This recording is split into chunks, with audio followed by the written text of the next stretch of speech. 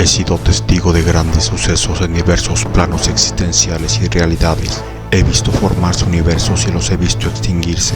He presenciado el inicio de realidades y el colapso de dimensiones en un parpadeo de mis ojos. He visto civilizaciones llegar a la cúspide de la evolución al mismo tiempo que presencio su vulnerabilidad cuando desaparecen. Puedo caminar libremente entre el espacio y el tiempo, entre la destrucción y la creación, entre el orden y el caos. Me conocen como el ente intocable, invisible e innegable. Me han llamado el profeta del fin de los tiempos. Me llaman el Dios indiferente y el escriba del omnipotente. Soy Ipsor, el contador de historias. Historias terroríficas, ofrendas, el alma de la música. La música es uno de los placeres más grandes a los que puede acceder el ser humano, y no solo éste disfruta de sus efectos embelezadores. Los animales también son capaces de sentir y disfrutar las melodías que son tocadas, como si de un perfume para los oídos se tratara. El ser humano ha imitado los sonidos de la naturaleza y los ha adaptado para crear armonías, al mismo tiempo que crea sonidos propios, a los cuales le da diferentes intensidades para estimular sus diferentes estados de ánimo. Vicencio había estado rodeado por la música desde muy joven. Él encabezaba la siguiente generación de música de todo un linaje. Durante su infancia, Vicencio fue preparado para tocar las piezas musicales más importantes de su cultura, además de cargar con la responsabilidad de crear nuevas piezas para añadirlas al repertorio familiar. Su carrera sufrió de altibajos hasta su edad adulta, donde se consagró como un ídolo que superaba el legado familiar al forjar un gran catálogo de canciones originales, y ahí, en la cumbre del éxito, la inspiración pareció abandonarlo. Las canciones que creó se parecían mucho a canciones antiguas o a las que él mismo había compuesto. Cuando creía que debía explorar otro género musical para crear algo nuevo, se topaba con algo sin esencia o con algo que parecía ya creado y recreado muchas veces. Llegó a pensar que ya no se podía crear nada nuevo, ningún sonido o ninguna letra, porque ya se había escrito todo lo que se podía componer. Pero algo en su interior le decía que todavía había un mundo de sonidos sin explorar. Decidido a encontrar esos sonidos, Vicencio se tomó unas largas vacaciones en las que recorrería el mundo y la naturaleza para encontrar lo que le volviera a traer esa chispa creativa.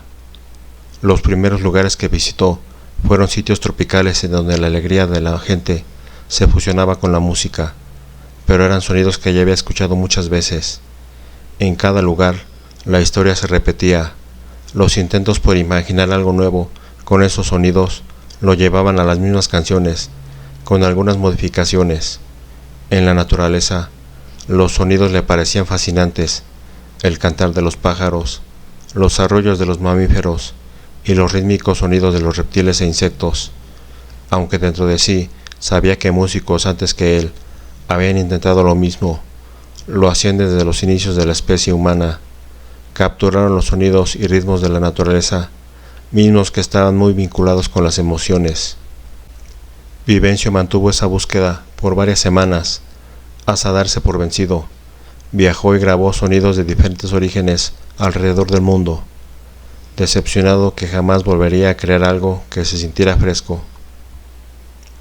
Una vez que se encontró de regreso en su residencia, Vicencio no salía de su estudio mezclando sonidos de diversos instrumentos, así como cantos, y encontró que la voz humana era el sonido que más provocaba reacciones. Y una vez más se dio cuenta que no importaba qué palabras pusiera, las melodías sonaban parecidas unas con otras. Ya muchas voces se habían escuchado, y pese al amplio espectro de las voces humanas, encontraba muchas similitudes, casi como si las canciones las cantaran las mismas personas.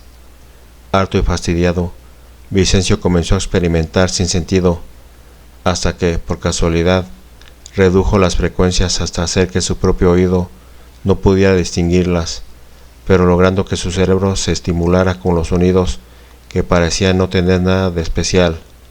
Eran voces de personas cantando reducidas hasta disolverse entre la mezcla de ruidos. Pese a no poder crear algo nuevo, Vicencio quedó satisfecho de poder estimular el oído de las personas de nueva cuenta. Una vez que la producción de su nueva canción quedó terminada, esta salió en circulación para el mundo y el éxito fue arrollador.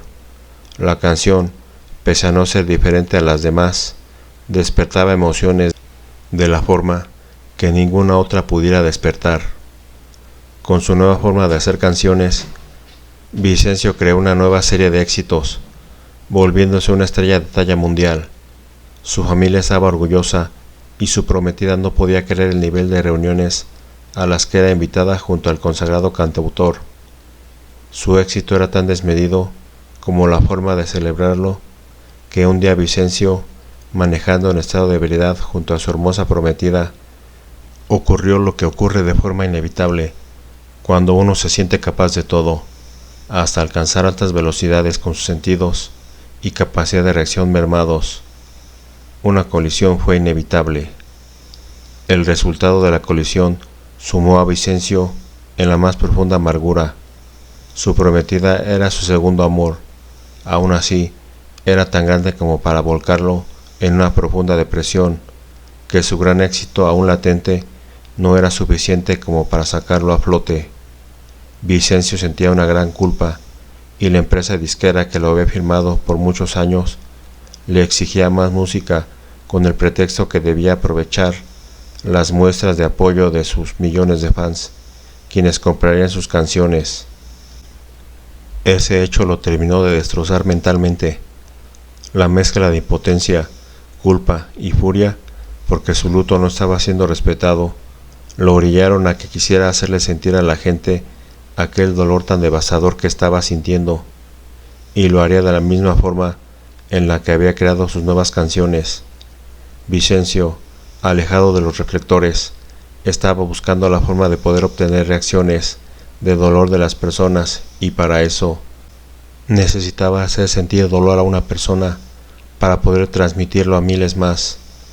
En ese momento, mientras manejaba su auto, Vicencio localizó a la voz principal de su próximo éxito, una mujer caminando en soledad por la noche, usando audífonos que evidenciaban que la joven alma escuchaba música, y eso hacía pensar a Vicencio que al menos su futura víctima sería protagonista de una pieza musical.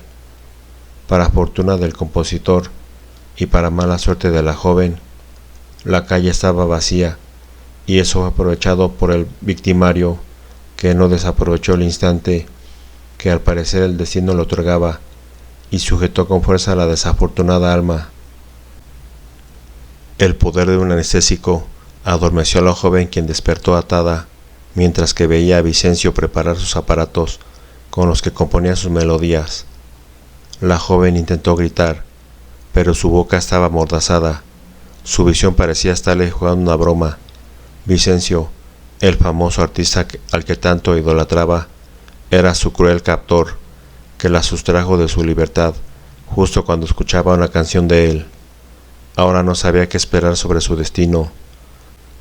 Aquel hombre, que padecía una amarga furia, parecía haber absorbido la apariencia de aquel cantante. Vicencio se acercó a la temblorosa joven, le quitó la mordaza de la boca y le preguntó por su nombre, porque según él, así llamaría la nueva canción, y ella respondió que se llamaba Emma, algo que lo desconcertó, porque así se llamaba su prometida.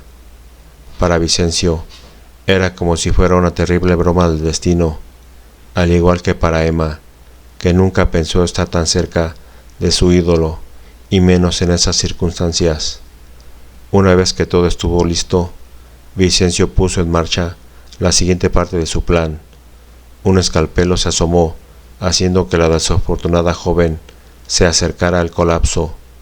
Los gritos de terror se escucharon por la cabina mientras eran grabados. Luego, un corte a lo largo del brazo cambió la intensidad de los gritos, mezclando el dolor con la desesperación. Luego, la joven se desmayó justo cuando Vicencio había terminado de grabar lo que necesitaba, y antes de comenzar a mezclar los gritos de pánico, pensó en lo que haría con la joven, qué canciones podía crear, pero ya no se podía dar el lujo de dejarla en libertad. Su mente perturbada y su renovada intención de crear lo habían hecho capaz de cometer actos tan viles.